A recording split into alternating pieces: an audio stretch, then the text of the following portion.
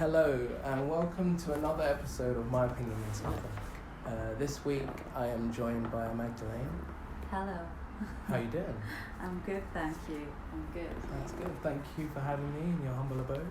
Thank you for coming. Pleasure to have you here. So how have you been? Over, I guess, the last couple of months? It's been 2019. Yeah. I've been well. The year started well.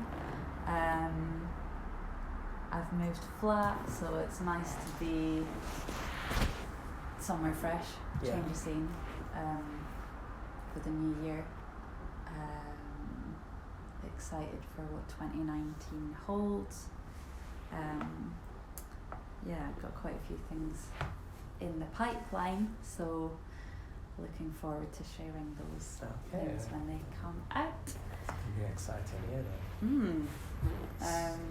But yeah, I'm happy to be here with you today discussing a very important issue that affects us all. And before I watched the documentary that you sent me, I knew what sexual harassment was, or I thought it was.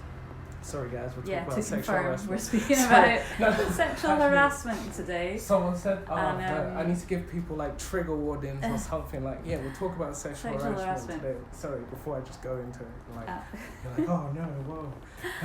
And the documentary you're referring to is the BBC documentary. BBC iPlayer, Is This Sexual Harassment by Ben Zand. Yeah, and it tells the story of Kate and Ryan. Kate and Ryan, they worked together in a bar. What I didn't understand is, so was Ryan the manager, and then Kate was hired as another manager for the bar? Is that how it worked? Okay, cool. Yeah, I mean, it's been a couple of weeks since I watched it, or I watched it quite a few recently. weeks. But he was the manager, and then she was employed to also manage or assistant manager. I can't remember her exact title, but she was essentially doing the same job as him. But it was kind of a thing where she was brought in, he didn't really train her very well. Kind of said that he used a lot of words what did he say, you're I'm the brains and you're the beauty and stuff like that. And watching the documentary, I don't know, I can be at fault and say that I did agree with some of the guys at the time in the first part, so maybe the second part, but then as it got to the end, and before I got to the end, I was reading what is sexual harassment. I was reading up about it, and I was just when the lady came in at the end and she was like, well, that is... Yeah, the lawyer. Yeah. She was like, that is. And I was like, well, I guess so. But then it becomes a bit... It's hard because it's about how you affect the other person, even though your intention might not be to affect the person in that way. Yeah, whether it's your intention or not, it's still, you are doing that thing. Yeah, of course. If someone, if someone mugs someone, if that, it's not their intention to, mentally and physically affect that person. Maybe they're just in a desperate situation where they need money or whatever. However, it is having that impact on that person, and the action is not acceptable. No, of course, And I thought that documentary was really effective because it helped people understand what the lines are, and it reminds me of that Blurred Lines song by what's his name? Can't even remember his name. But Pharrell was in it, and I can hear the lyrics in my head, but not the name. Anyway, he's clearly not an artist I admire, but it helped get rid of those blurred lines and just refine the line and Yeah. bring clarity to the people involved in the documentary as well. I thought it was really effective the way it was done. They created that, work scenario. Yeah. Made the people attending, watch it and question them throughout. Yeah. Do they agree? Do they disagree? And it's And nice then that they did it at each stage as Yeah, well. As and opposed to waiting to the seeing end. people's views Yeah. change and their knowledge improve. Yeah. And with that knowledge, their views were Yeah. affected. And then having the lawyer come in at the end to just Clear totally everything, clarify yeah. everything was really powerful, I thought.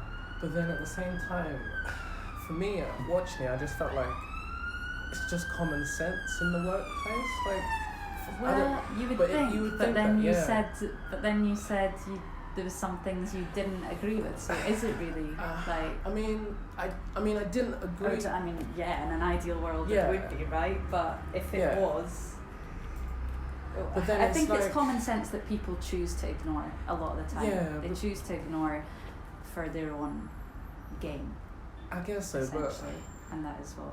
But then I feel like It's there's times patriarchy. where, like, at work, I've been pat on the back or on the head, and I haven't seen it as an offence or anything.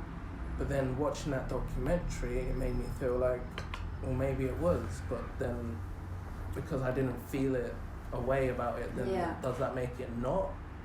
Yeah, and I also think I think context is important. I think the fact that he was doing like multiple things. Oh yeah, no, 100%. Like, Yeah, If you have a purely platonic yeah, colleague or friend who, just touches you Yeah, on the yeah, shoulder or yeah. whatever if you're upset about something or nervous about a situation, I think if you are comfortable with that and that's the sort of relationship you have, yeah, then that could be Right. okay. yeah. Of course. However, in that context, with all the other things going on, and knowing his intentions anyway, it's it's not. kind It of wasn't more a about standard. communication, kind of like if he had communicated his intentions from the beginning. For example, I think someone mentioned it in the documentary, like if he liked her, asked her out on a date outside of work time, then maybe she turned him down or whatever, then is that okay?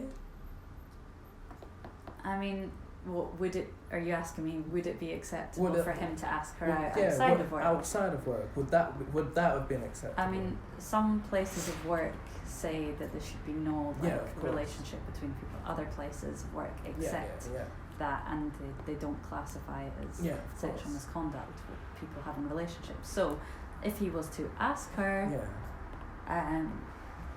outside of work, do you fancy going for a drink? Yeah, exactly. Then That's- you've asked her. Exactly. She says yes or no. If she says no, Yeah. then Then accept you- it yeah, and don't exactly. hold it against Yeah, her. exactly. And then that's fine. But that's not what Right. happened. No, of course not. I'm just saying. But yeah, I think if you just ask someone, But, then that's yeah. okay. But it's just the fact Uh, of this unspoken rule that people think that there is. Or no, it is an unspoken rule, but it's just how unspoken do we need to get before we need to actually have the conversation or actually speak and actually say things? Because I don't know. Well, yeah, when you speak about communication, that's an interesting one because, well, not all communication is verbal. Yeah. I mean, I can't remember the There was a actual moment. statistic, but basically, more of our communication I've is actually got this non-verbal written than down. verbal. Yeah, So facial expressions, hand gestures, just reading someone's expressions and body language is a huge part of communication, and almost more so than what Yeah. you literally say. Yeah. And this goes back to the consent thing as well, about people think, oh well, she didn't say no, Yeah. she didn't, Exactly. but you can kind of but read you the need signs. to be able to read the way someone Yeah. acts.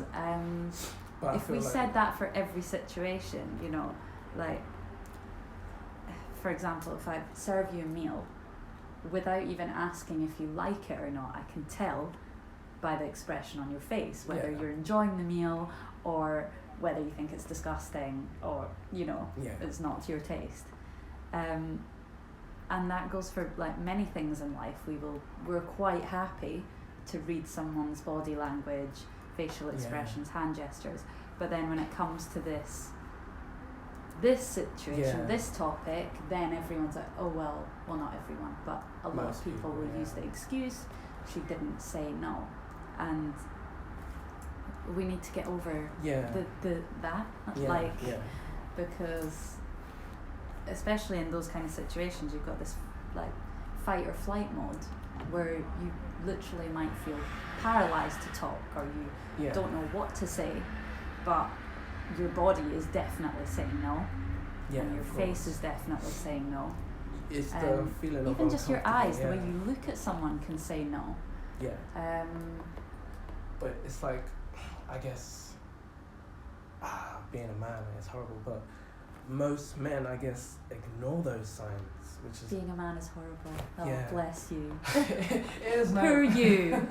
No, I mean horrible as in the Sorry, I had to get that in there.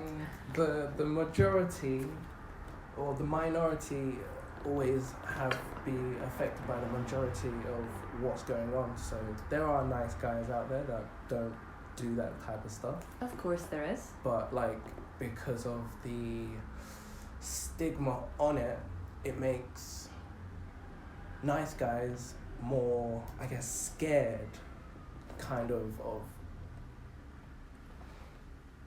not offending people in the wrong way, I guess, kind of outside. Mm. It's hard to explain. I know what you mean. You mean it makes you more cautious. Yeah, that's the word. But then, is that necessarily a bad thing? And No, if you it's are a nice guy, then I'm sure you can No. communicate effectively Yeah. anyway. Yeah, of course, And, of course.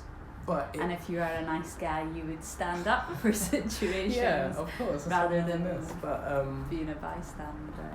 yeah, but I just mean, like, I read this. So I read this article. It was about a businessman who he said that he recorded a sexual act that which was consented between him and someone else, a female, because he was scared of the repercussions of her saying something against him.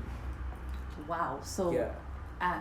so he recorded it as evidence to show that Just in case. it wasn't rape, basically. Yeah. In case Yeah. she turned around and said it was. Yeah. Okay. But then he can't share that recording Yeah, of course. without her consent. Yeah, exactly. Otherwise, then that's up Yeah. to 5 years in jail. Yeah. So, catch 22. well, I've not heard of an incident like that. Yeah. I mean, did she know that he was recording it? Because- I don't think so, from what I read last time. Because that's another issue. Yeah. So he's then, to avoid one thing, he's then putting himself down another barrel. Yeah, so basically it says an Indian businessman has admitted to make she didn't know about it. She didn't know about it? No. Okay, so he's committed a crime by Yeah. recording that without Yeah. her consent Yeah. to avoid himself being Yeah. accused of a different crime. Yes. Wow. Yeah, I don't think that's the way to No, I don't. to go about things. Not at all. And then she must have found out, I'm assuming, if this is an article. What is it? An article on the Independent. Yeah. So she obviously now knows. Yes. And then what's happened to him now is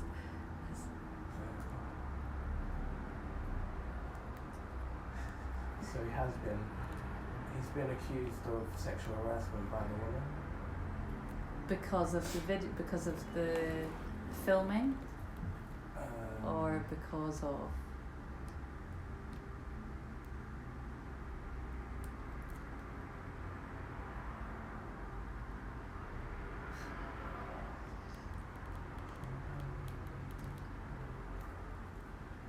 So, on the same day, on the day of the secret recording, Yeah. he took her out for dinner, and then they went back to his, and they had sex, but she said that the sex was without her consent, or the sexual acts that were performed on her without her consent. Right. So that's sexual assault then. Yeah. So it's that. Yeah. Wow. Yeah. What a guy. I know. What a guy. So, to protect himself, he took that recording against her will. Yeah. So he was already doing something wrong there, Yeah. and now she's stating that the acts were without her consent. Yeah. So that's sexual assault or rape. Yeah. And he just basically handed over all the evidence. Yeah, pretty much. Wow, what a twat. Like Fire Festival, yeah.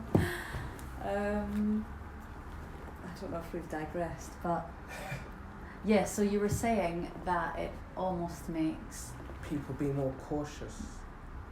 Oh, cautious. to the point of being too cautious that they yeah. will not make any kind of real sense in their actions. Okay, so like you would be scared to chat up a girl in case she said that it was sexual harassment. Yeah, or in a bar, or go because I don't want to bring up the story because it happened to one of my friends, so I'm not sure he would be okay with me talking about it. Okay. I haven't spoken to him about it. Okay. But in a case that happened to one of my friends,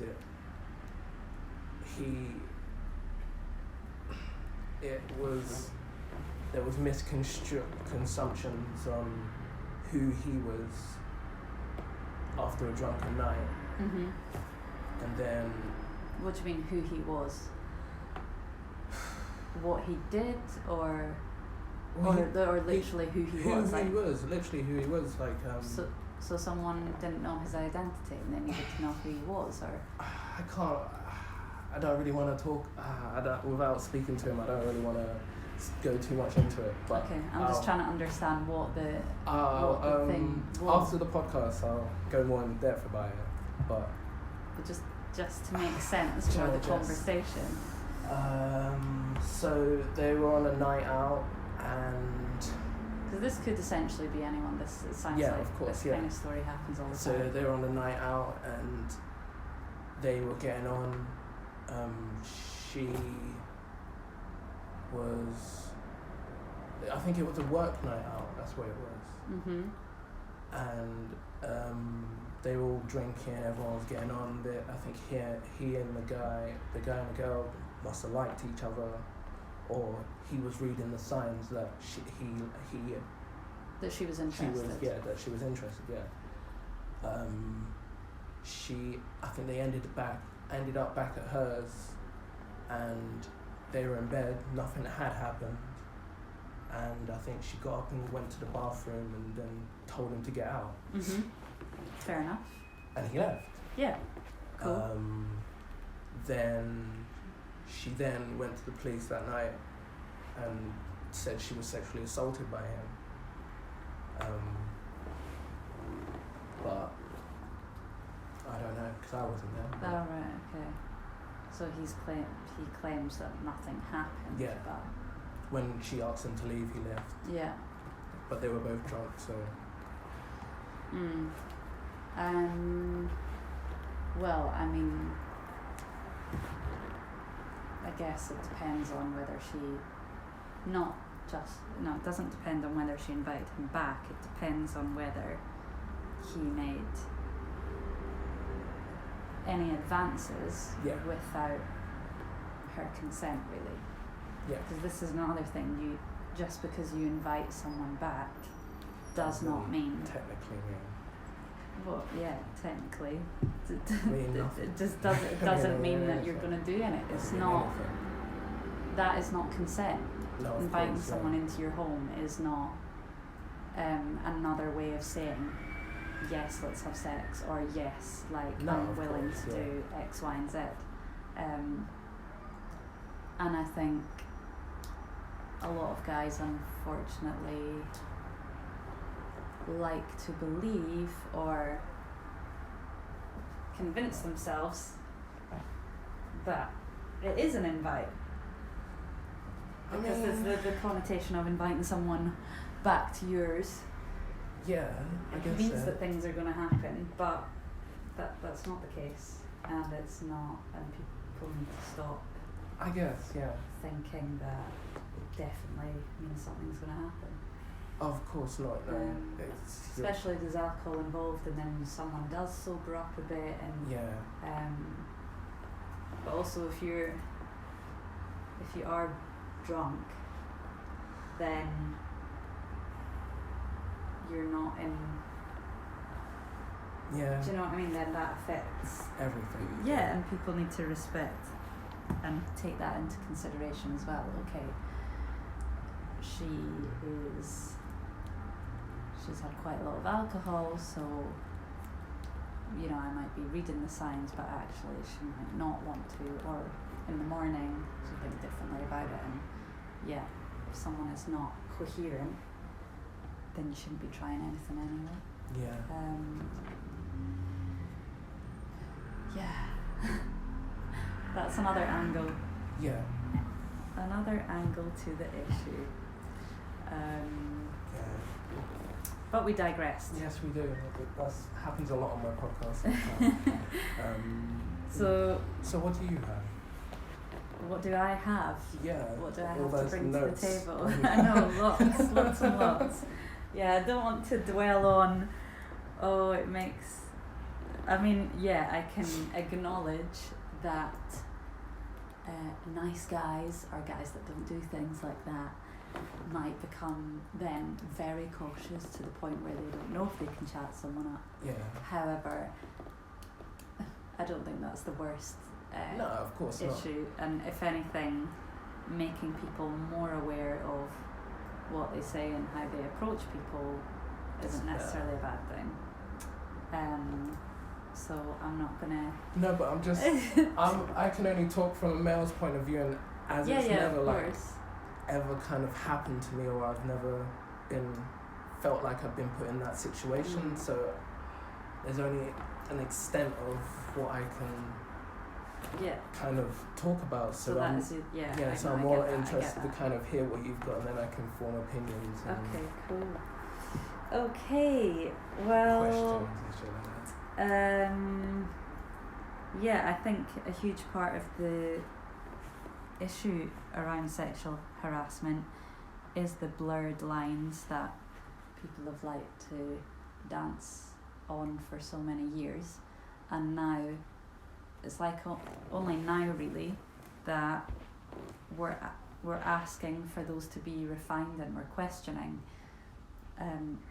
what those clear lines look like. And like I said, I think that documentary is a great example. So for anyone that is unsure, I would highly recommend Is This Sexual Harassment? BBC iPlayer by Ben Zand, who made the documentary after the downfall of, like, I say downfall but I guess people are still going through trial and everything, so it's not necessarily the downfall.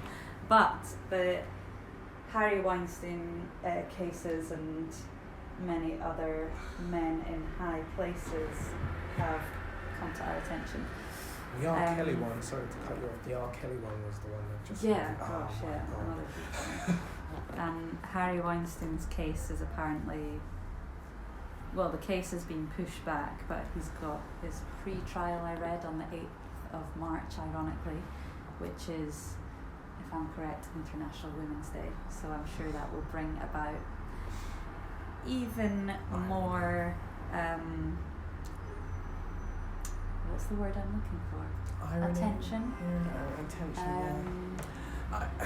Do these Do you think they do these things on purpose? The dates that I'm they not pick? sure, but I think it's quite fitting that it's on International Women's Day, and because there will already be many women out there in different ways on that day, and so it will just be bringing even more attention to the case and it's true. the fact that it's a prime example of many other things that go on. That's just one case that's come out the woodworks, but there's still so much more hidden in there that needs to come out. And I mean,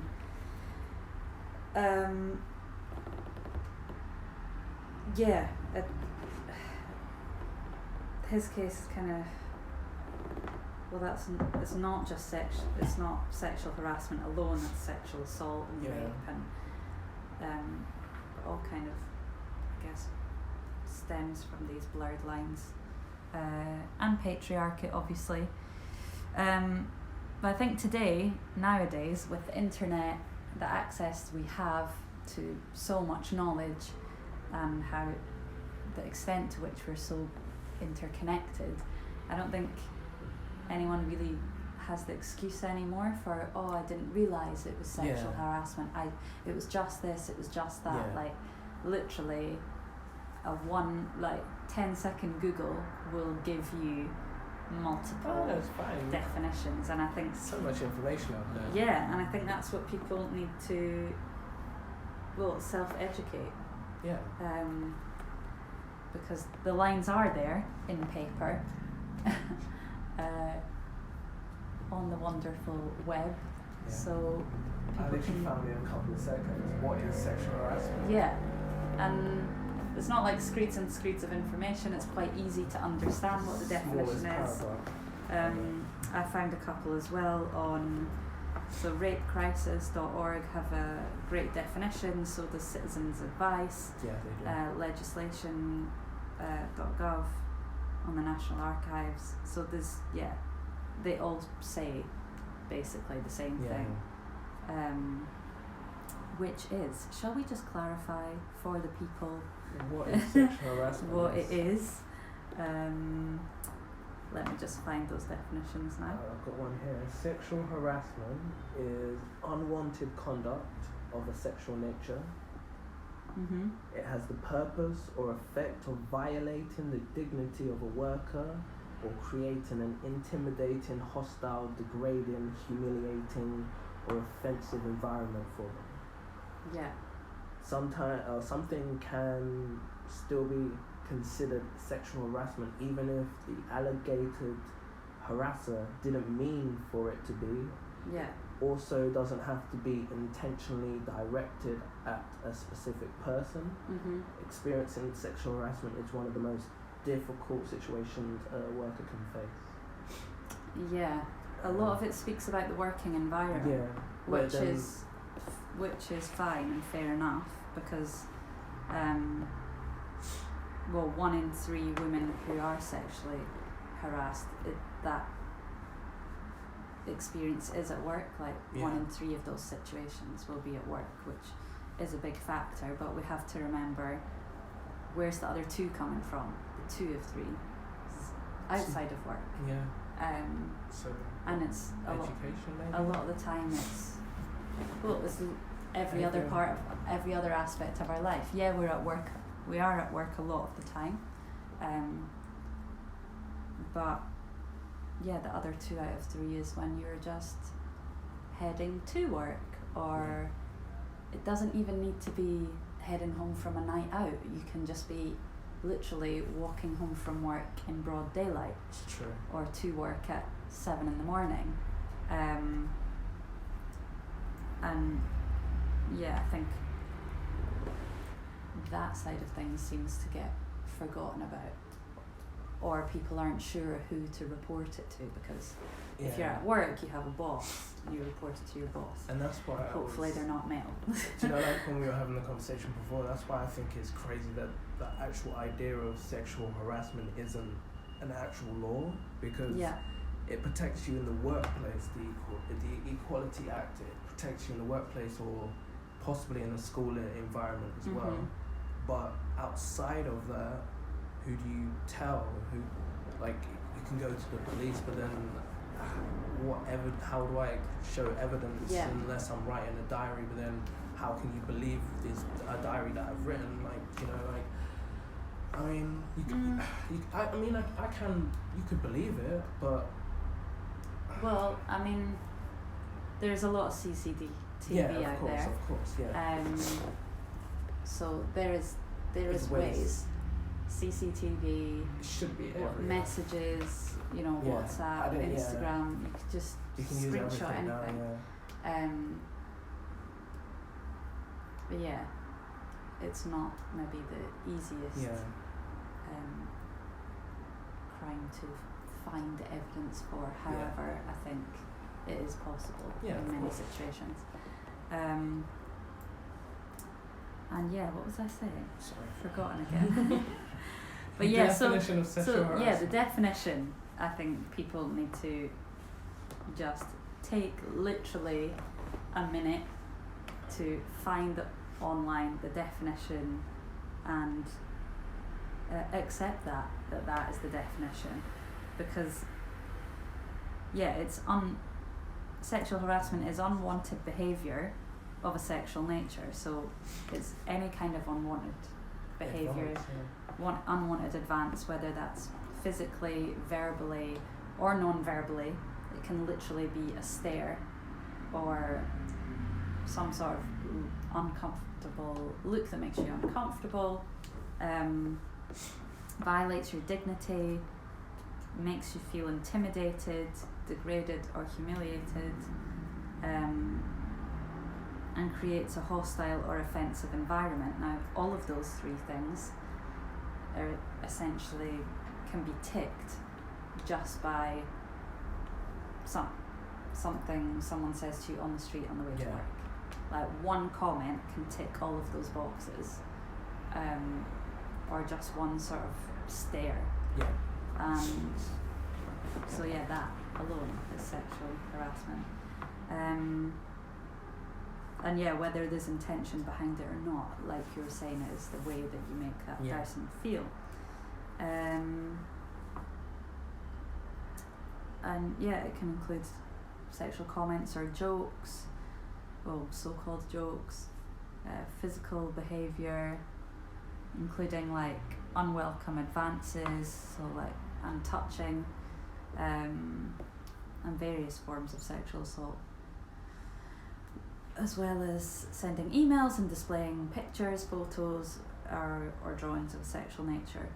I think the comments, jokes, and the physical behaviour, including like unwanted advances and touching, is a really common one as well. Really commonplace outside of the work environment.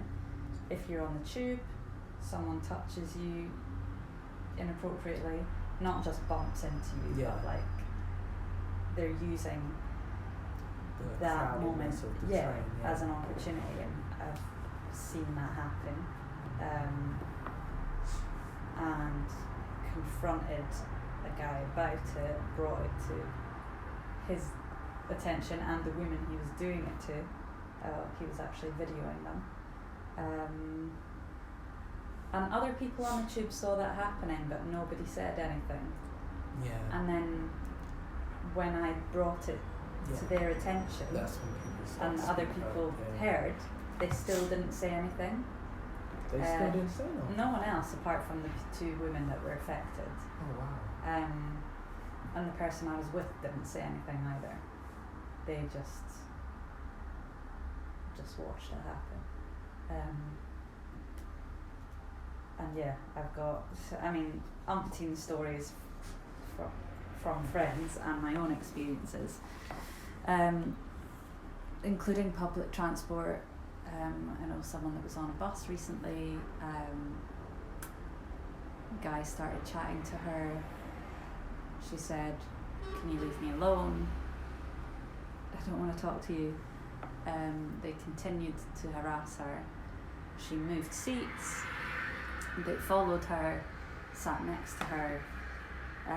One of them put his hand on her thigh and was, you had the verbal and the physical and the non-verbal, the way they were looking at her. And again, nobody said anything. she got off the bus and said to them, if you dare follow me, you know, I will do something about it. But nobody supported her. And I think this bystander culture is almost just as toxic as the issue itself. If you're not, and I understand that you have to, you don't want to, as a bystander, as someone who is witnessing something like that, you don't want to put yourself in danger by saying something that might lead to further provocation. Yeah.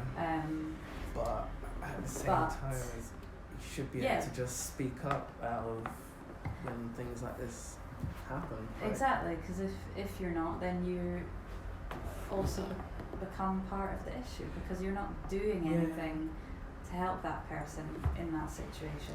That can literally, you don't need to confront the people doing it. You could literally just go have a chat, interrupt the harassment, or tell the bus driver. You know, just simple things. You don't need to literally confront them. But just being there for that person is sort of helping in some way. I think that's a big part of the problem. People are scared to say anything or intervene or help out. And then I don't know if that's part of I think it's part of city culture as well. I think I'm okay as long as it's not happening to me, kind of thing. Yeah, and everyone for themselves. Yeah. Because that mentality still shocks me here. I'm from a small town. Yeah. And you know, if something like that happens where I'm from, people will say something. Yeah. The fact that no one would say, for nobody to say anything would be extremely regarded as really strange and cold. But yeah, like I said, I get that the city is a different environment, but I think people do need to try and intervene in a way that doesn't put them at risk as well. Just be less inside your own bubble, I think, if anything. And you can be discreet about it. You can tell the bus driver without it even looking like you've said anything. You could be asking what the next stop is, or, you know, chatting to the person, pretending that they're your friend, that they're your mate, and that you've come to meet them. None of those things would provoke the situation further. They would only help the person. So I think we all need to take more responsibility in that regard. I think that's a big part of the problem. Yeah, people not taking responsibility for their own actions, and other people. I had an actual point to this, it's gone. Also setting an example, because if no one does do anything about it, then that sends out a signal to everyone that that's okay, that it's acceptable behaviour, and that there is nothing there to intervene with, which only keeps the issue going. It just keeps the issue, keeps the cycle alive, and so then you become part of the problem. Bystanders, it's just one of those things that, even from the documentary, I feel like even if people had the information, which we all do, it's all at our fingertips, it's kind of more about changing the mentality of society as opposed to literally just the individuals. Completely. Because, like you said, it's this whole thing of we ignore the problem so it will go away, right? That's what everyone seems to think. That if I ignore it, it will go away. Like, I watched another documentary because it got me on this spin of documentaries. That documentary. There was one I watched about. Once you watch one, it opens up the whole. I went to sleep at like 5. Black hole of things. Although I watched Abused by My Girlfriend. I heard about this. That was really interesting.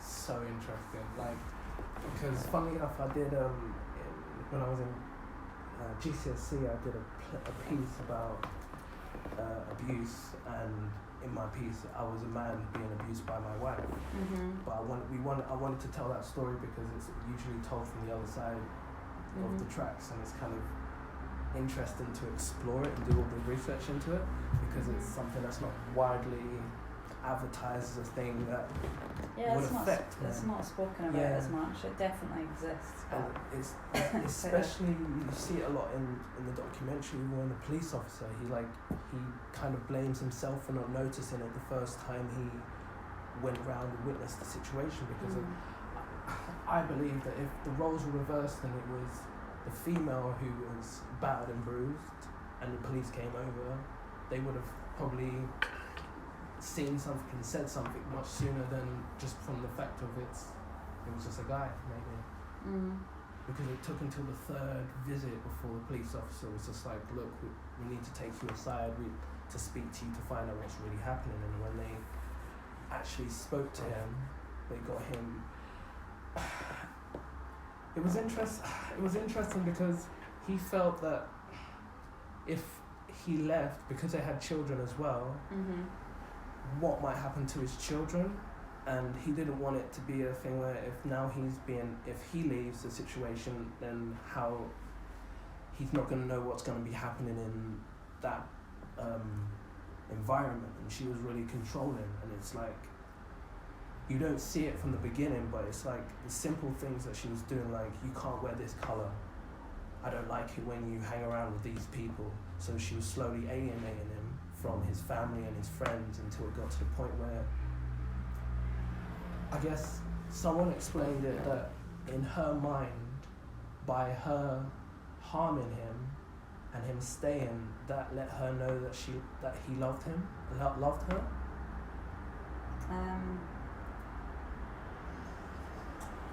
Yeah, I need to watch it. I've heard it's really good, and I think, and yes, it, abuse does happen both ways.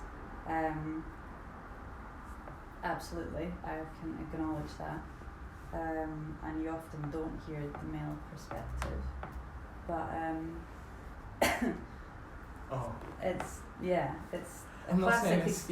It's a classic example of what happens to, most of the time, what happens to many women.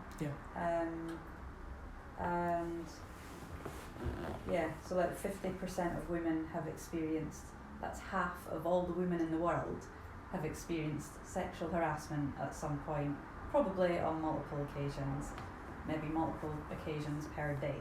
That is like standard. That statistic, that 50%, is just based on women that have been asked and women that have come forward. So really that figure is much higher. And then 1 in 5 women have been raped or sexually assaulted. So that's 1 in 5 of every group of your mates, basically, or 1 in 5 women that you work with, or 1 in 5 women in your family. And yes, men get raped too. But again, the figures always higher the other way around. Yeah, of course. And again, this is just based on the women that have come forward. Half the time they don't come forward for fear of being judged, being outcast, being various reasons, losing their job, not being able to get another job because the next place that they're interviewing at will know why they left the last one, and maybe don't want to take on someone who's seen as problematic even though they're not the problem. I'm happy to speak about it from the male perspective, but I think... No, I wasn't trying to, I was just talking about an interesting documentary. Yeah, no, I've heard it's really, really good. And yeah, it's frightening, and how abuse can escalate and how people gain control of other people from saying, can't wear that, you shouldn't wear that colour, or that you shouldn't wear whatever item that's too revealing, or that's not revealing enough, or that's too frumpy, to, you know, to other things, who you hang out with, and just, it just, the ball just keeps rolling and gathers more and more weight as the abuse continues. What do you think? Which could has physical effects on the person, mental, emotional. It's mad how it ends up unfolding, and the long-term effects it has on the person suffering. But then the person doing the abuse, that's often like learned behaviour, which is another problem. It's a problem in itself. You're learning it from somewhere, then you're doing it, and you're teaching, you know, if you then have kids, they will see that behaviour, they learn that behaviour, and so it goes on. It's the same with any problematic behaviours. Do you know, you just answered my question without me even asking. I do ramble on, so yeah. Literally, I was What was the question going to be though, out of curiosity? I'm going to ask, like, how do you think it could be kind of combated in the future, but pretty much what you just said. Well, yeah, I mean, cutting the cycles, but then it's how do you cut the cycle? So, people need to go to therapy more, basically. People need to accept problems and issues that they have, and deal with them and face them, rather than passing that issue on to someone else, who then passes it on to someone else, and so it goes on. It's a complete dominoes effect. If one person doesn't accept and deal with it, it just has a knock-on effect on many other people throughout their life. You know, future partners and children and whoever else is connected to that person, basically. And themselves as well. It can't be a very pleasant way to live, treating people like that, and dealing with the effects of knowing that you've treated people like that. I mean, I guess if you're in denial, then you aren't dealing with the guilt, but yeah, my advice would be, or my suggestion for part of the solution would be accepting and dealing with issues in a positive way before you affect other people. And then collectively as society, less bystanding and actually standing up, speaking out when you see something. Like I said, it doesn't have to be a big, you know, shout and scream about it. It can be, you can support someone in a discreet way, and then just socially, you know, voicing the fact that those issues exist, and speaking to your friends about it, your guy mates, your female mates, and addressing things on like a more local level as well, like local to you, your environments, and then that will then have a knock-on effect as well. So I don't know if that answers the question. Pretty much, like, yeah. 3 ways, basically. Do your research, educate yourself on where the lines are, get therapy, deal with your issues so you don't affect other people in a negative way, and continue the cycle for future generations as well, and addressing your social circle, work circle, just starting conversation about these things. Communication is key, and and standing up when you see things like that happening. Yep. So I think that was 4. 4 4 solutions. Okay. Let's call it the solution square. Solution square. Yeah, that sounds cool. 2 sides to every story, but 4 sides To a solution. the solution for a resolution. Yeah. Basically. Sorry, I keep coughing. That's alright. So like, I was asking you this question before about, is it acceptable to go to a disgraced chef's restaurant? So, say for example, I'm not saying that he is, I'm just, because I know his name, Jamie Oliver, I'm not saying he is, right guys? I'm just... Oh, you're using I'm just him as using an example. Example. Okay, that's dangerous if people just like tap in and out of the podcast. Example. So, say for example, Jamie... A famous chef. Was like called out for sexual harassment or sexual assault, and you used to go to his restaurant all the time, and you loved his cooking, but then now you find out about the harassment case. Does that diminish his cooking? Of course. I think so anyway. Well, it doesn't diminish his skill as a chef. Like, he still has that skill, he can still cook. Yeah, of course. Very well. However, pardon the pun, is going to leave you with an extremely bitter taste in your mouth if you go there knowing what that person's done. Yeah, of course. On the same note, we could speak about R. Kelly. Yeah. Do you still, and I've heard this debated on the radio, would you still play his yeah. music? Would you still listen to his tunes? No, would be the answer for me personally, because, well, I mean, I think the reasons are obvious actually. Yes, they still have that skill. Yeah, they're still an amazing chef or an amazing musician, and they're super talented. And you can't take that talent and skill away from them. However, I would not.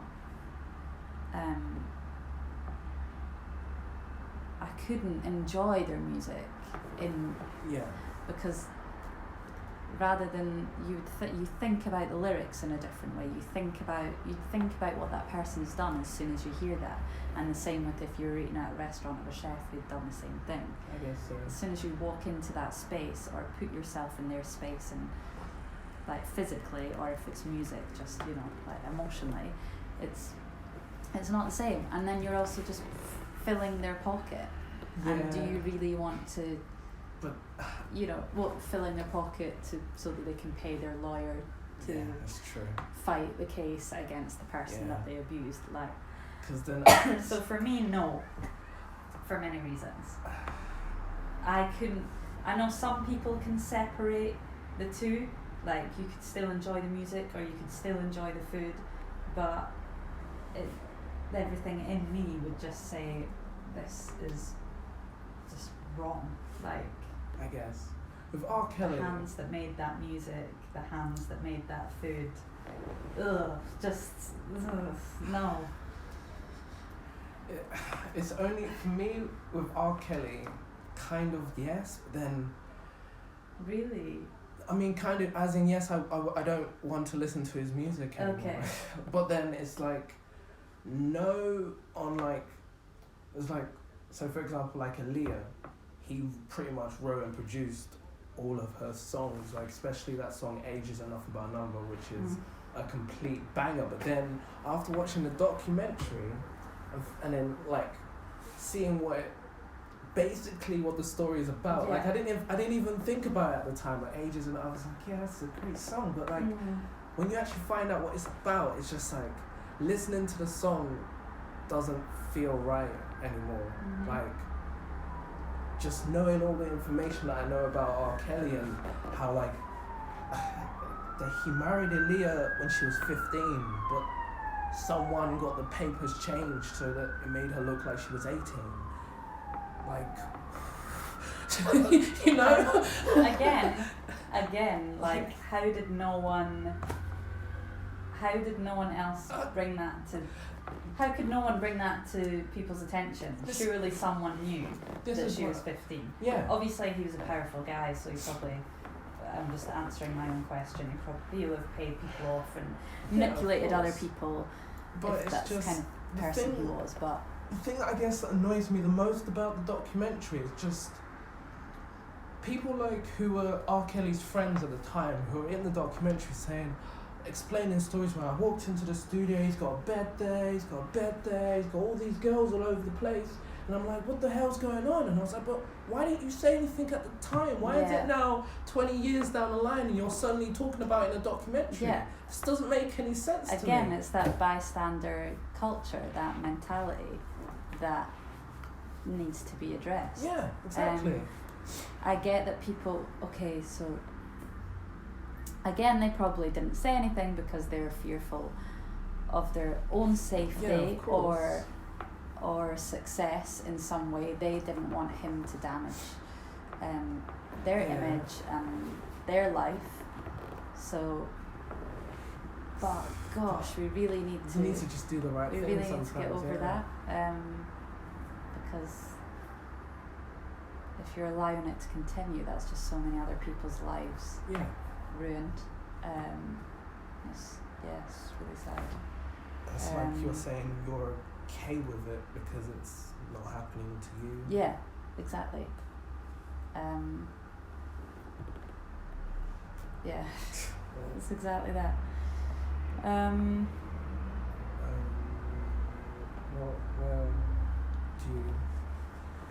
What do you want to...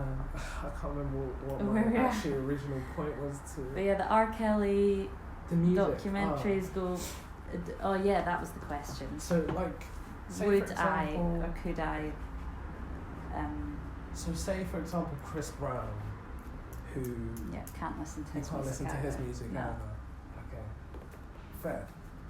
It's the same... It's the same principle. Yeah. Like, it's the same principle. I don't have respect for him. Yes, he still makes good music, but my respect is obviously completely gone. And again, I'm not going to support someone who does that. Sure. So no is my answer. Personally. No, of course. But I mean, there's some people who would say no for R. Kelly, but then yes for Chris Brown. It's just... Well, yeah, then you've got to question where your principles lie and why no to him, but yes to listening to Chris Brown. Just like, do you view that as a lesser crime, or I mean, it's still a crime, and it's still something that and yeah, Rihanna's living her life, but she's out of it, but it doesn't excuse the fact that it happened to begin with. Yeah, and I'm sure it still affects her, even though on the surface it looks like she's fine. That doesn't mean that people are completely fine. No, like, you don't get over stuff like that instantly. So no, I wouldn't listen to his music either. Very fair. Have no other people that I know of. But I'm sure the list goes on and on and on, unfortunately. It's just going to destroy the music, actually. Yeah. In the library. More female artists to listen to. Female artists is the best thing. What else were we going to speak about? You had stories of... Yeah, yours. Obviously there's lots of, I mean... Depending on how much you wanted to go into. Yeah, I mean, considering the fact that 50% of women are sexually harassed, and I think that figure is faint. It's not truly representative. Then obviously I have many stories. Personally, from my friendship group, I mentioned one of someone who was on a bus recently, And then nothing was done about that. Obviously she didn't report it because reporting it seems like, you know, that's your time. It's it's your time, your effort. You don't know if it's going to come to anything. It's stress that might not even be, you might not even get the outcome you want in the end. And people she thought would have been supportive weren't particularly supportive. Another situation, I had a friend who was walking, let me just refer to the notes 1 second.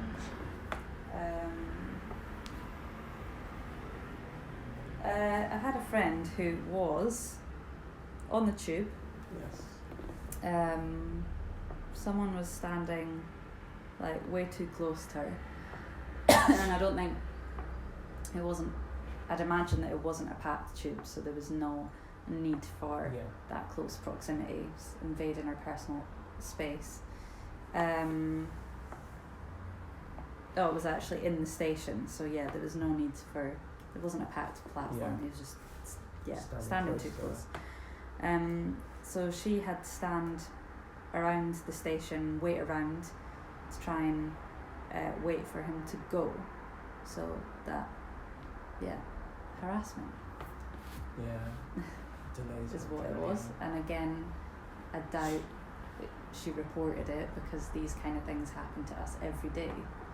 We would be constantly calling the police and at the police stations. The police stations would be overflowing if we all reported these things all the time, because they happen daily. Another situation, the same friend, she was walking home and she was followed by a car, guys in a car, late at night. They continued to follow her in their car, so to the point where she saw a bus and she just ran for the bus, because obviously she didn't feel safe.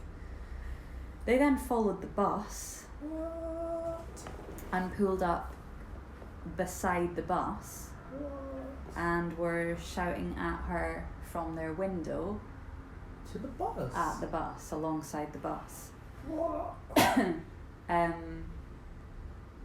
I don't know what happened in the end, if the bus lost the car or whatever, but crazy. Then that's just a really upsetting situation. And then, I've been in similar situations myself, and you're scared while you're opening the door. You're like, could they come round the corner? Like, you're trying to open the door as quick as possible. You double lock the door more than you would normally, and it affects the rest of your evening and maybe disrupts whatever you're supposed to do, because then you're in a different mindset and you're upset, and knock-on effects. Another situation, that same friend used to work in corporate, and one of the directors told her during work drinks, and she doesn't drink, so we can't use alcohol here, although we can't use it as an excuse anyway, but just to make that clear. So she used to work in corporate, and one of the directors told her that he would take her down a back alley and fuck her whether she wanted him to or not. So one of the directors told her that he'd take her down an alley and rape her basically. She reported it, and nothing was done. So she ended up leaving the company, leaving the job, because the CEO who she reported it to told her that if he was the director, he'd be mad at the CEO for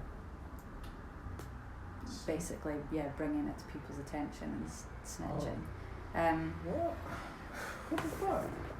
So she had no option but to leave, and nothing was done about it, and obviously that person continues to probably do the same thing, because he's not using his position of power and feeling comfortable with stating that he's just gonna rape people, and that's okay. And if they don't like it, then they have to leave. And if they're not in a position where they maybe financially can leave, then what happens if they stay? Who knows? What happens at the next drinks? What happens when that person would try and order an Uber home? Is he going to jump in the Uber? Yeah. Are you going to be able to do anything physically about it? Are people going to believe you? Are people going to want to speak up? Because that's it. It's just another prime example. Yeah. And I think what we need to remember is that these situations are not exclusive to your Harry Weinsteins, your Chris Browns, your R. Kellys. They're not exclusive to bar jobs where, you know, there's alcohol involved and the bar manager might say something, or a drunk customer might try something. Like, regardless of where you work, where you live, what, you know, your environment. Just an abuse of your position. It happens everywhere. So that's just a couple of stories. I had, I said I would keep the stories confidential, but that person doesn't mind me sharing their name. So that was a few stories from Salma El-Wardani, Cool. Poet, feminist, activist, writer, businesswoman, amazing women all round. She also has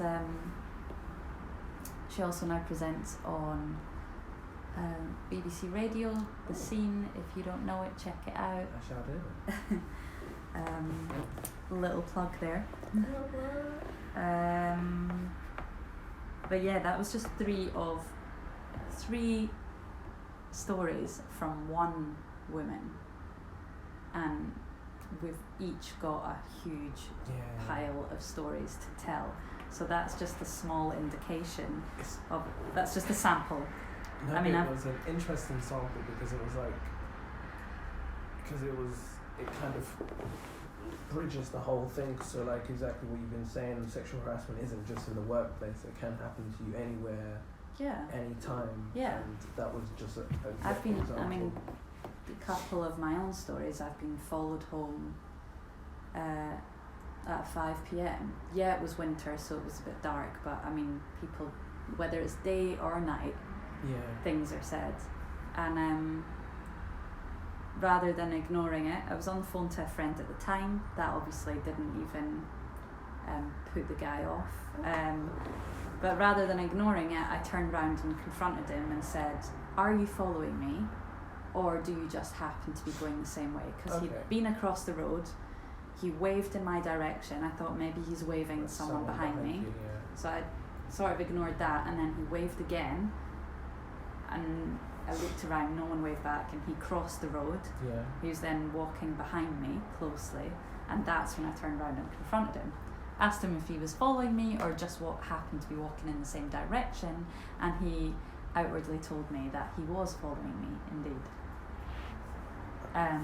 To which point I told him to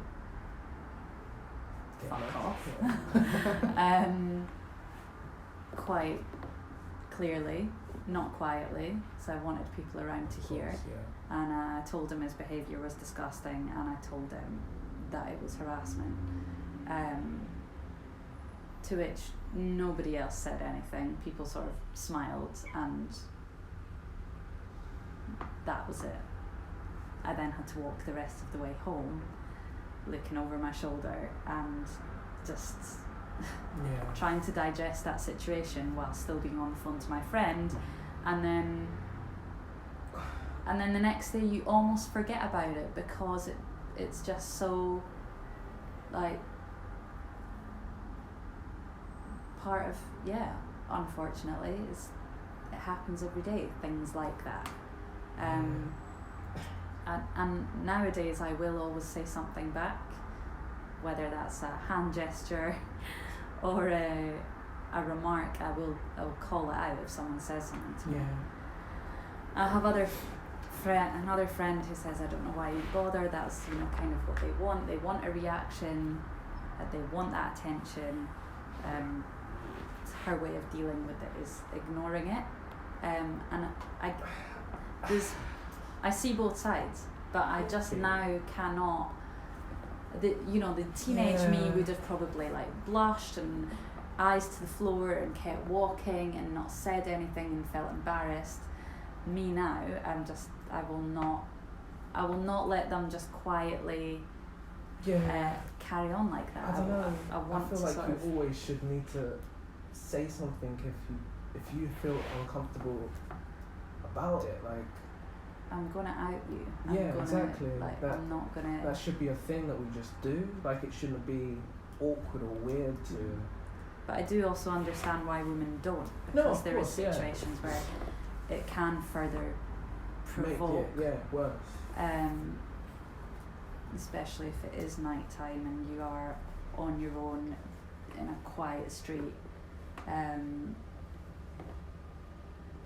So it does depend on the situation. But there, then one more story. Me and a friend were walking just to a bar, like Friday or Saturday night, and this guy literally blocked the pavement.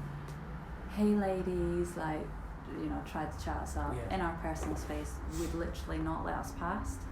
And again, that's just, your night's barely begun, that's just you on your way out. Yeah. And it doesn't matter whether it's, like I said, a night out or going to work, it doesn't matter what you're wearing, you can be covered head to toe. I've been like, whether you're in gym wear, no makeup, sweaty, or whether it's winter and you're completely covered up head to toe. Yeah. It does not. So it's not the way we present ourselves that is the issue. Yeah. But that's another story, and that's another avenue anyway. It's control, like but when people try to play that card. Yeah, but that's the excuse that card I hear isn't all the even time. there for you to play. Like, but it's the thing. It's an excuse I hear all the time. Oh, she was wearing that, so she was. But why? How? Because she decided, because she wanted to look nice or wanted to wear that, so that means that she's trying to connote some sort of feeling or effect on anyone else. Why can't she just be doing it for herself? Like, exactly. And that's just another way that men try to. Yeah, but it's patriarchy tries to control and use any excuse it can grab. Yeah. No pun intended. So that's just a little handful. I had one more friend. Another story's just come through of a friend when she was 13. Her mate's dad tried to kiss her. He kind of groomed her with weed. He was a musician. She thought it was cool, and he obviously used the fact that she admired him musically, and groomed her with weed and tried to kiss her at 13. So, just a side note, as we're all aware anyway, but just to make it highlight it, sexual harassment has no age limits either. No. Whether you're 9, 13, 30, 40, like, it's still there from childhood essentially. Yeah. But then again, sorry, not that it excuses it, but the R. Kelly documentary was eye-opening on that front, on the fact of he was sexually abused at a young age. And that's what I'm saying about cycles and learned behaviour, and where a huge part of the issue lies. Exactly. And often abusive partners have been abused themselves in the past. Yeah. Oh, it's a cycle that needs broken with therapy and people accepting what's gone on in their life and the fact that it does affect them. educating the next generation as well. If we don't break the cycle, if we don't face the issues, if we don't break the cycle and educate, then it will just keep happening. It's true. It's just like, it was even like a sad thing that the saddest part about the R. Kelly documentary for me was the fact that his younger brother also was being sexually assaulted as well. And he came forward and brought it up to his brothers as well and said, this happened to me. And he brought it up to his brothers, and the fact that his brothers, R. Kelly included, both said to him, no, it never happened to you, then that meant to him like he couldn't bring it up to anyone older to take it any further. But like the starting point was him telling his brothers didn't believe him, so no one older than he believed that no one above his brothers was going to believe him. Well, sad, denial. Denial's often a way people will deal with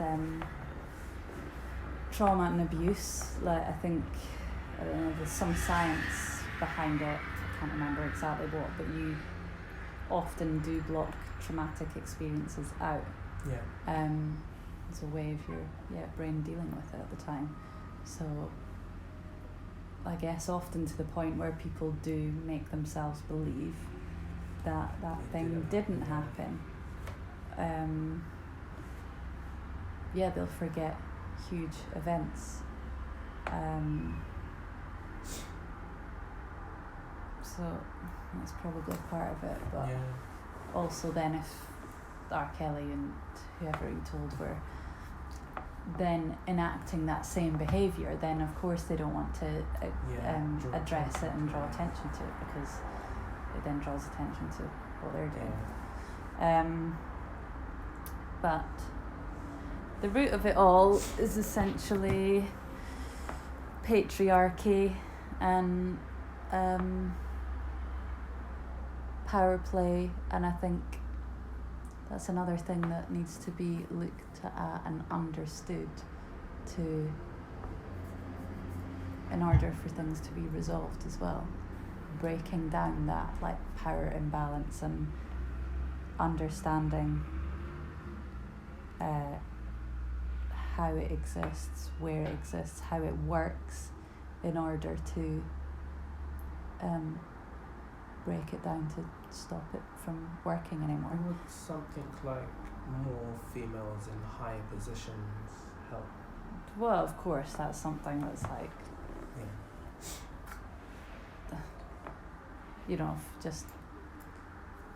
that's already, some companies are trying to, make that change, but I think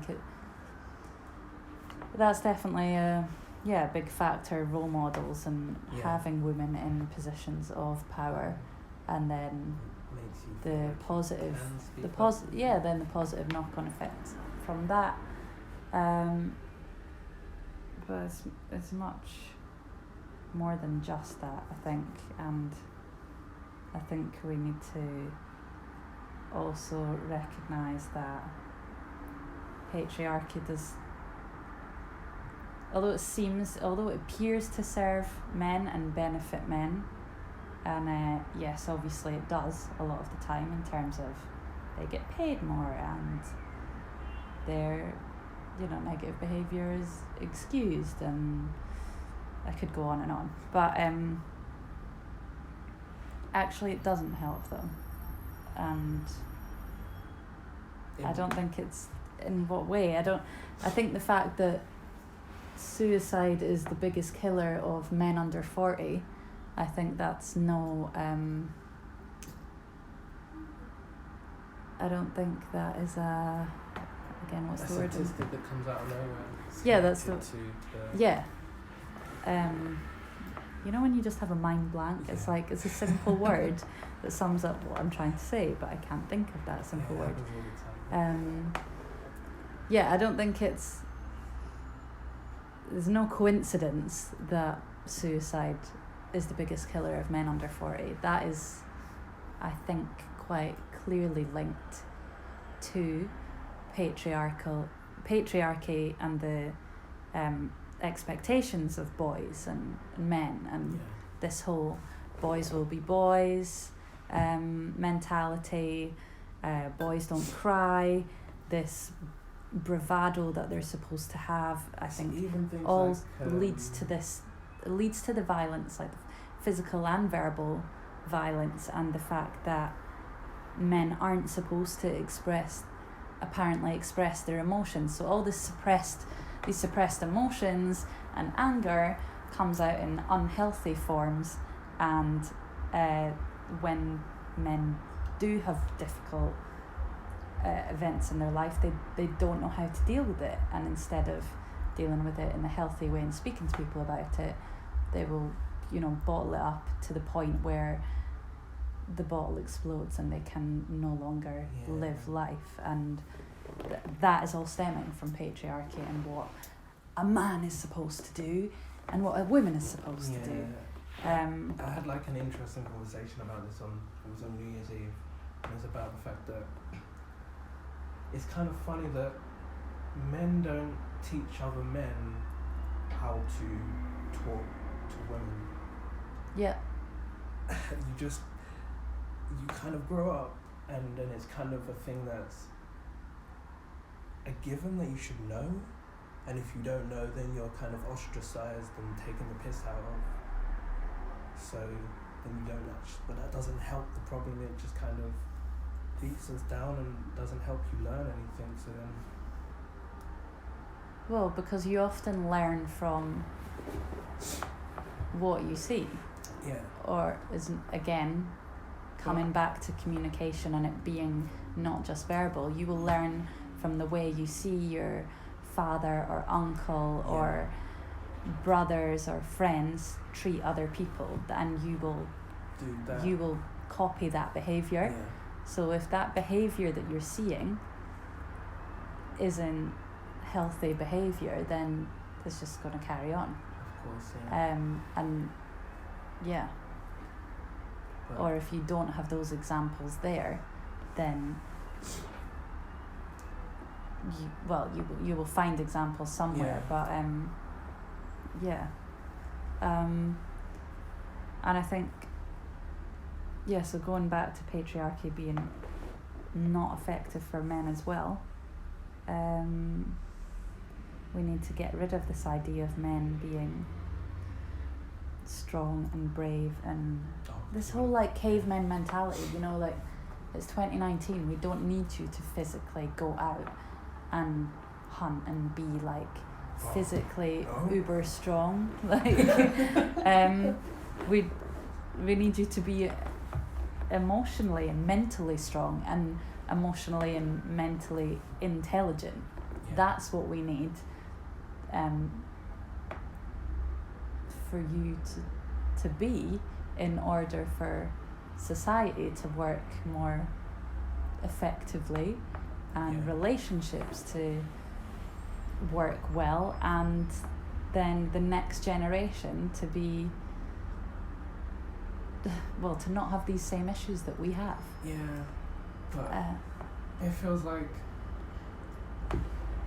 and that's issues, it's kind of got worse, and then it's kind of come to a point where more people, it's coming out more now, but like before this point of Me Too and all these people being called out for it, it was just happening. And I guess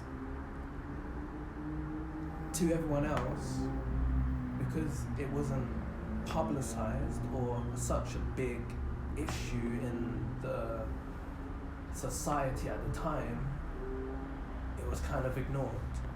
And I feel like it's always been there, and it's for sure. And it's like it should be something that should be kind of dying out, but it's continuing.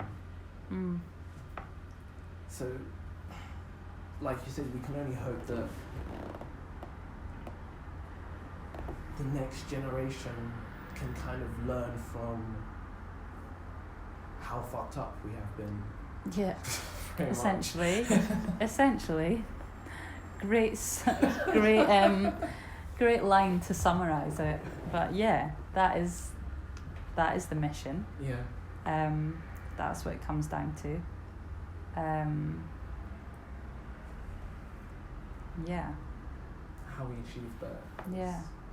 So be aware of the way you act around your mates and younger people around you, teenagers, kids. And if you see something not right, speak up about it. Exactly. So I just had a deja vu. Really? I've been here before. No, you haven't. But it feels like it. No, yeah, generally. Maybe you've been having this conversation before. Hopefully you have been having these conversations. Yeah, possibly.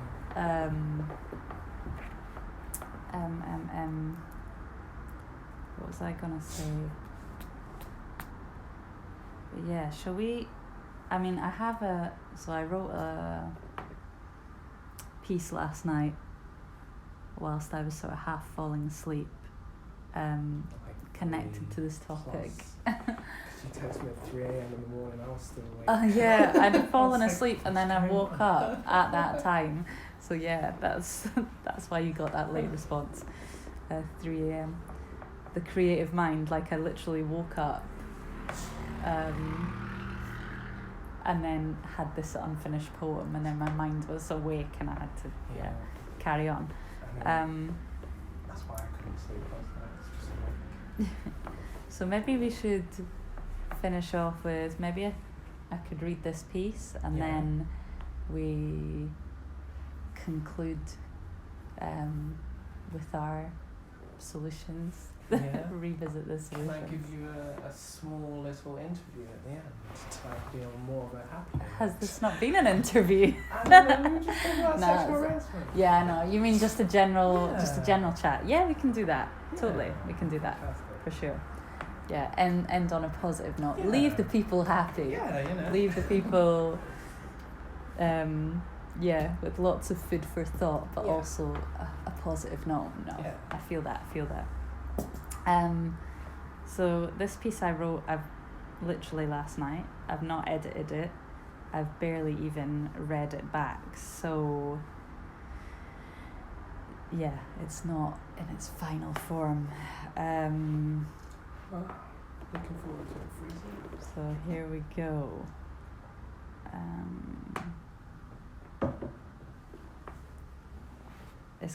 I've got like two pieces. I don't know whether they like go into. It could be like one really long piece or two separate pieces, or I'll just do. Let me just see how I feel, and if I don't like it, I'll get you to edit it out. It's called Hungry. Okay. We know Mama fed you well. Your belly never went hungry. Always seconds in the pot. You tell us of those tales with forever fond thoughts. We know Mama fed you well. Your belly never went hungry. Raised on respect and manners, you'd never grumble. She taught you the strength and tenacity and humble. Why then? Why then do you devour us with your eyes? Undress us with your smirks and baby way up, day or night? None of these words and actions come as a surprise, and that is what is harrowing. Call it a horror movie, call it daylight robbery, every time you try to move to we, when we never gave you such signals. You are well versed in body counts, body language, so why do you keep choosing to get your wires crossed? Keep choosing to pretend the signal's lost. We know it's all for your single cause. Your self-proclaimed right to bear witness to every woman being beneath you, unless you want her riding on top. The patriarchy taught you so well, honey. Wouldn't Mama be proud of how her son laughs at a woman every time her body shouts, no? Every time he touches places he doesn't own, every time he rings the alarm bells and the doorbell knows that what happens behind closed doors will eventually seep out. Excrement can't be held in airtight containers, so let's call moments like this, poems like this, songs and marches that cry out and sing like this, let's call them taking the dog out, taking the trash out. Let's call them burning misogyny at the stake, like all the so-called witches, our ancestral sisters you once burnt for your take. The women that shone so bright, you had to extinguish their flame. The women that spoke truth and brought you unwanted fame. The women that were tried and tested so you could exercise your power one last time before you extinguished hers. The women who were more of a man than you'd ever be, who'd stand up tall and lean after being shoved into floorboards. Oh, wouldn't your mama be proud of how you've turned out? Rather than turning yourself in, turning in on yourself and reflecting within, you go round for Sunday roast. In your Sunday best, all smiles and fake pride and pretend, and tell her, no thanks, I'm full, mummy. I couldn't possibly take any more. Knowing full well you're still starving, yet with all our carcasses on the floor. Murder scenes are terrifying places. Yours must occupy your mind, and you open your arms to let the next victim step inside. Oh, patriarchy, aren't you divine? It's time we stepped into your mind and broke down every house you built, because no more will we foot these bills. Oh, wouldn't your mama be proud? That's it. Well, I mean, there's another whole section, but I think that's long enough. I stumbled a bit because some things are still like scruffy notes. That's my poetic way of summing up everything I've just said for the past, hour and a bit, hour and a half. Yeah. I ramble on, but sometimes. That was a really good poem, but there were so many good lines. Thank you. There was a moment I wanted to just say, cheese. Nah, let's keep quiet. You could have given me the clicks, could have given me the cheese. Yeah, I've got another one, or a kind of extension of that, but I think I'll leave it on the note I just left it on. Yeah, it's a nice note to leave it on. Yeah, thanks for listening. That was a preview, fresh piece. Yeah, it's fucking amazing as well. My mind, my brain is. Thank you. Maybe we could post the poem alongside the podcast. Yeah, could do that separately. Yeah, that could be cool. It kind of summarises this whole conversation. Yeah. Not sure how long you spoke for, but a long time. Either I make it, if it's a minute, then I can make it like the promo, but if not, then I'll put it on like IGTV or something like that. Okay, cool. Sounds good. That's something I can do now. I could give you a proper recording of it as well. Yeah.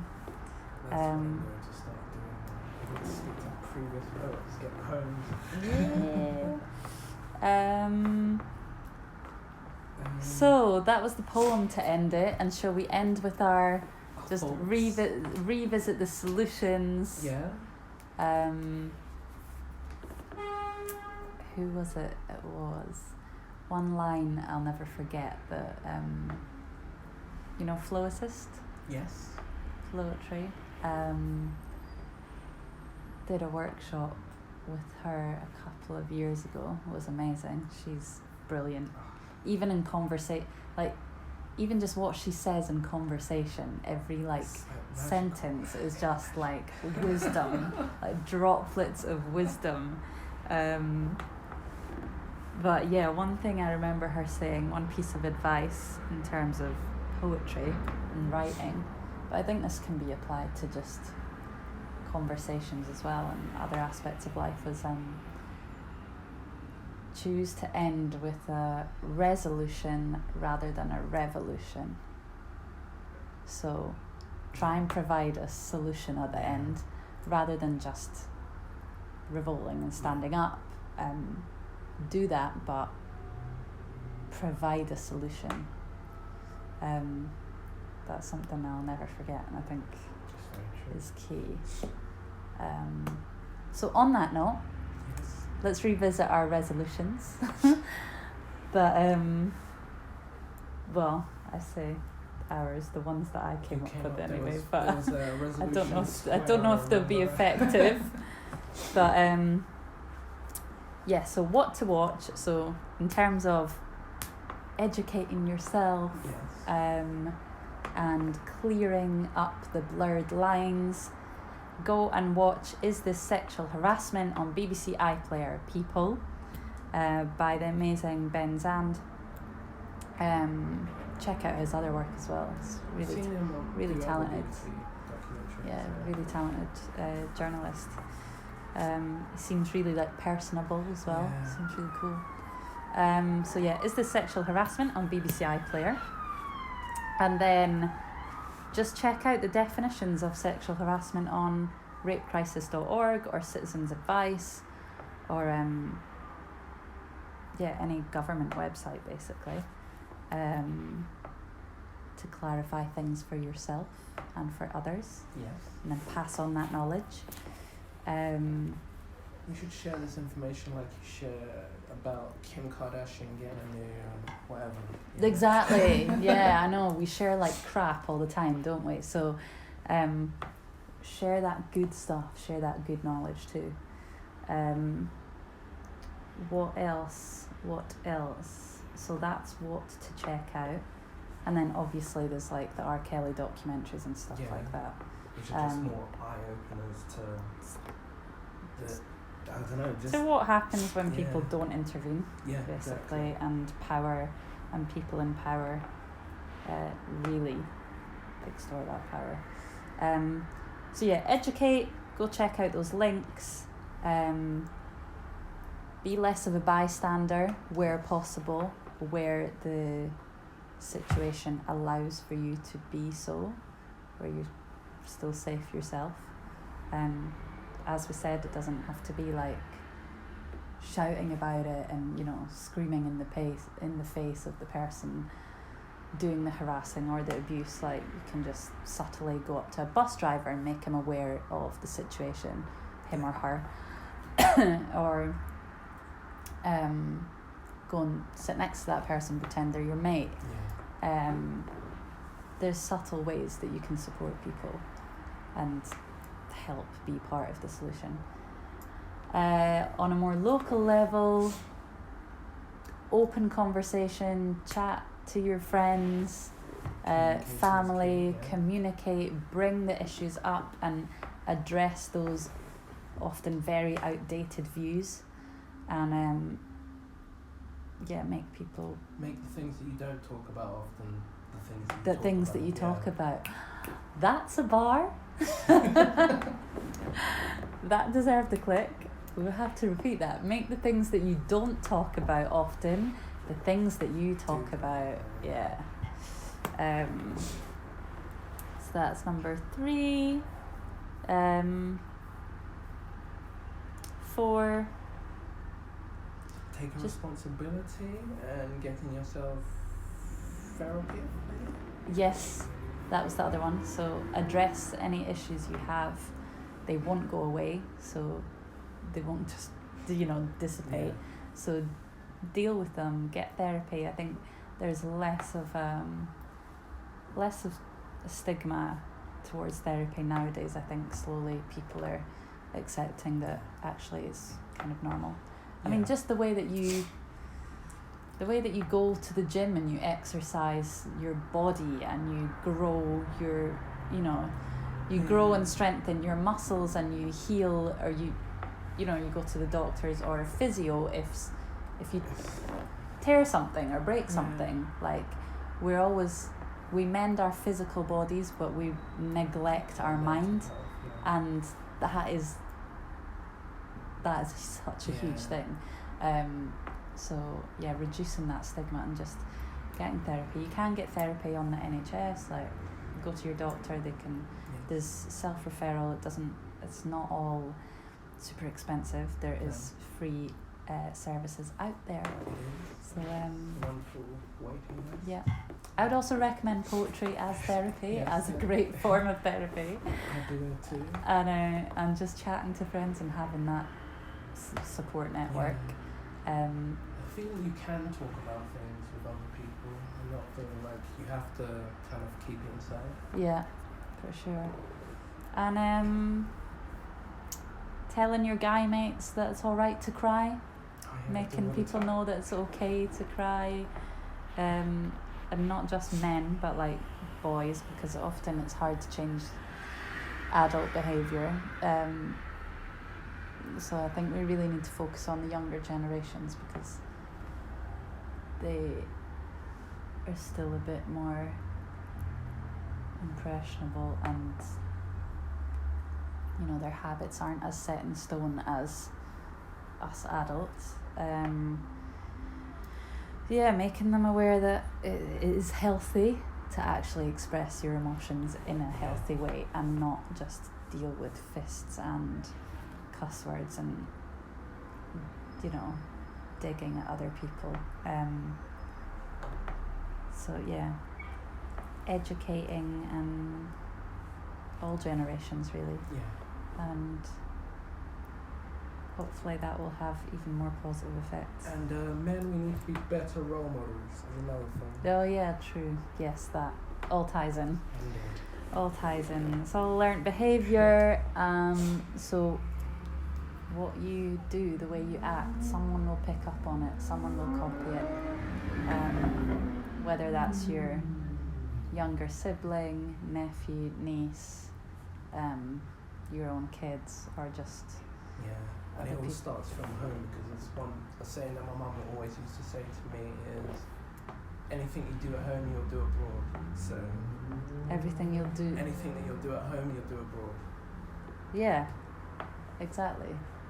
The way you behave at home is probably the way you behave if you're on holiday or if you're any other place, because at home it's going to be acceptable for you to do certain things, so you'll do it. If it's not acceptable, then you won't, and you probably won't say things.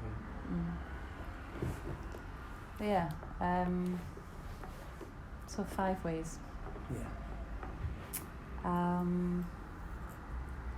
And hopefully, so it's no longer a solution square, we've got 5. I always get mixed up with hexagon and pentagon. Is it hex? 5? Maths isn't my thing. Clearly words are my thing. Ramble on for forever. 5 sides. 1, 2, 3, 4, 5, 6. Because people would at us if it's wrong. It's not hex. Hex is 6. So what's the other? Octagon? No, oct 8. is 8. That one's easy to remember. So 5 is 5 pence then.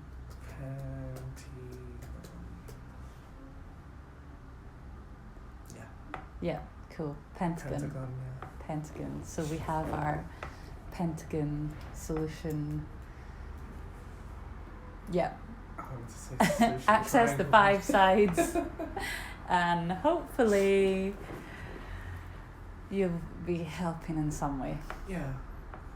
I was going to sound like the bloody Asda advert there. Every little helps, every penny helps.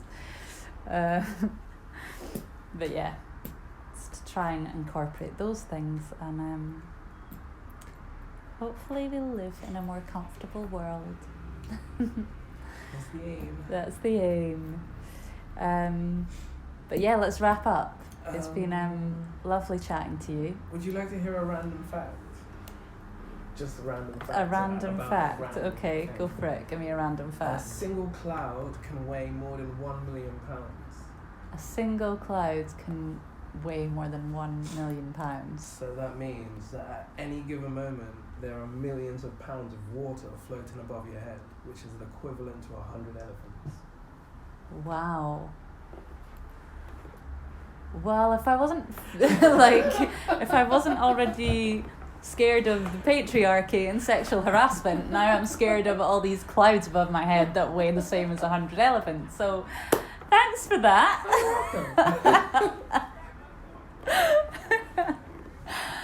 And also, thankfully, it's quite a sunny day, so there's less cloud coverage and less chance of me being flooded.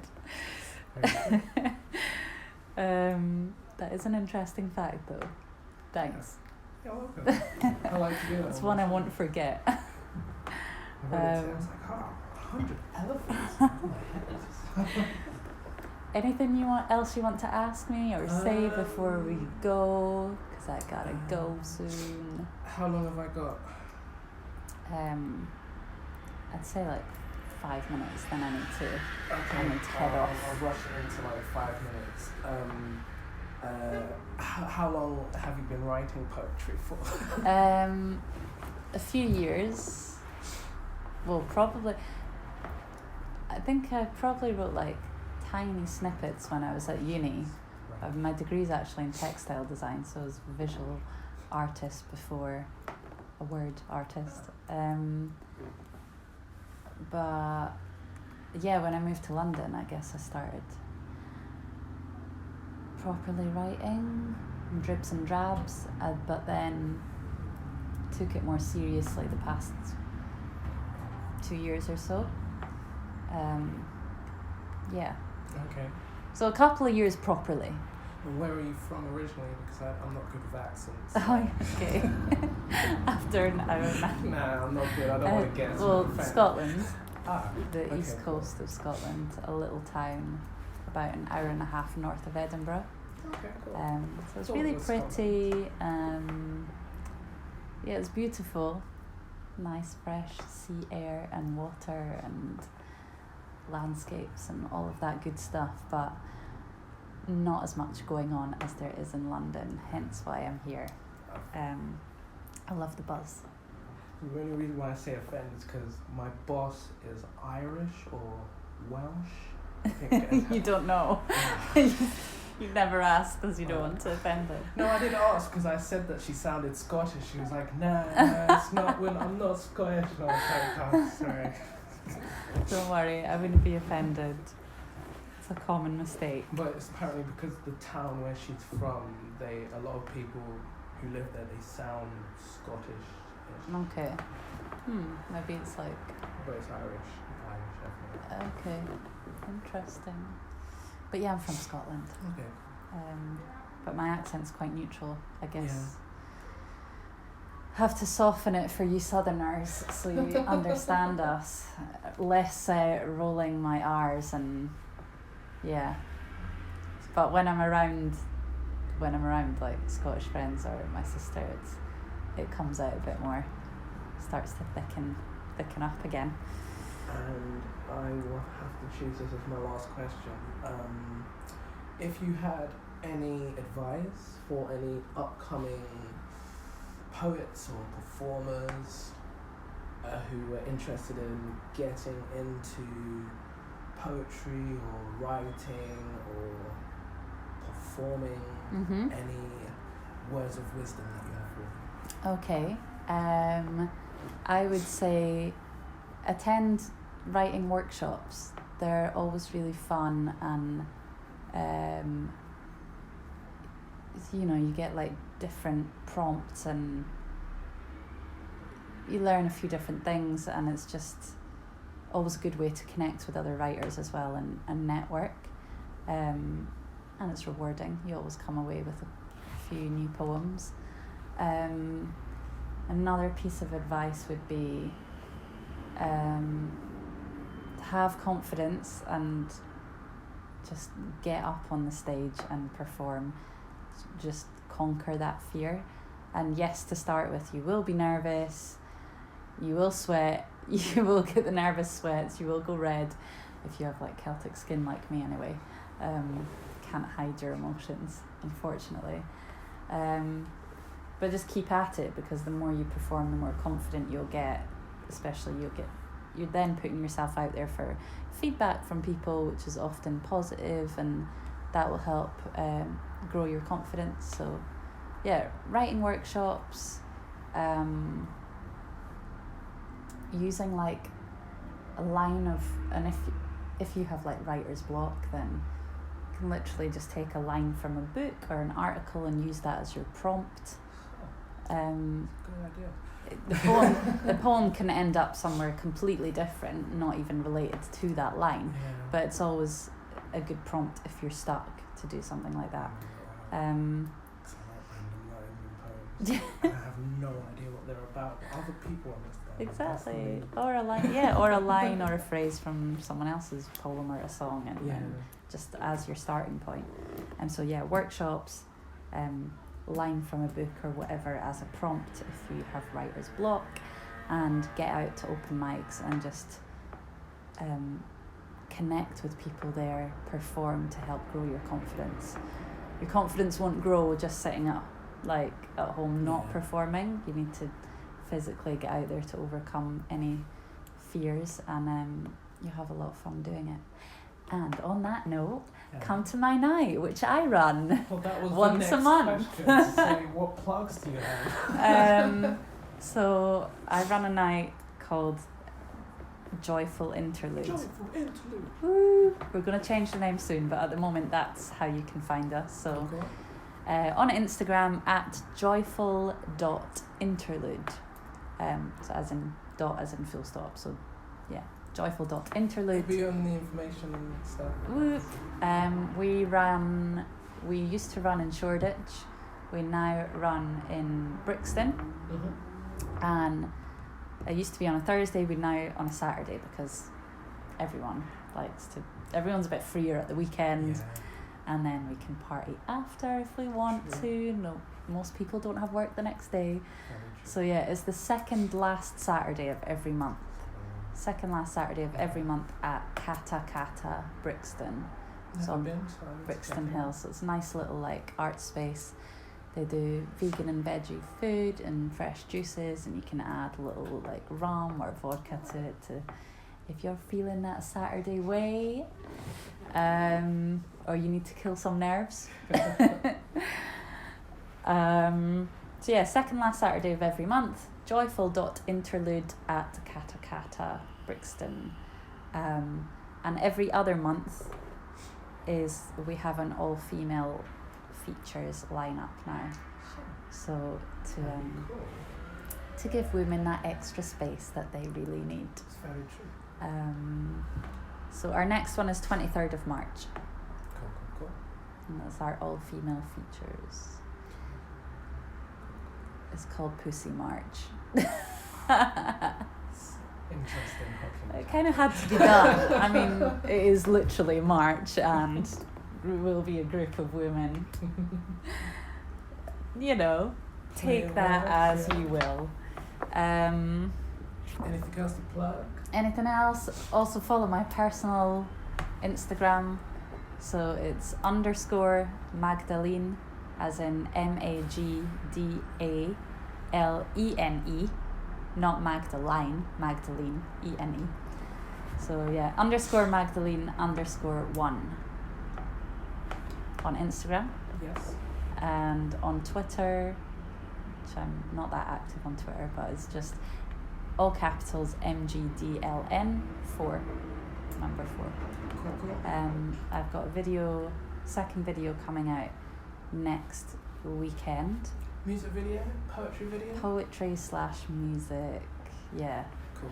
I actually did it a very long time ago, and then you go off things, and then you're like, it's kind of unfinished for a while, and then it's like, okay, it's definitely time to wrap this up and get that out there. So yeah, that's coming out next weekend. I have 2 EPs that I'm finishing up as well that will be released this year, along with some visuals. What kind of music? It's kind of hard to describe because I always find that tricky because it depends on like the beat. But I let someone hear recently and they were like, oh, it's kind of like progressive R&B sort of.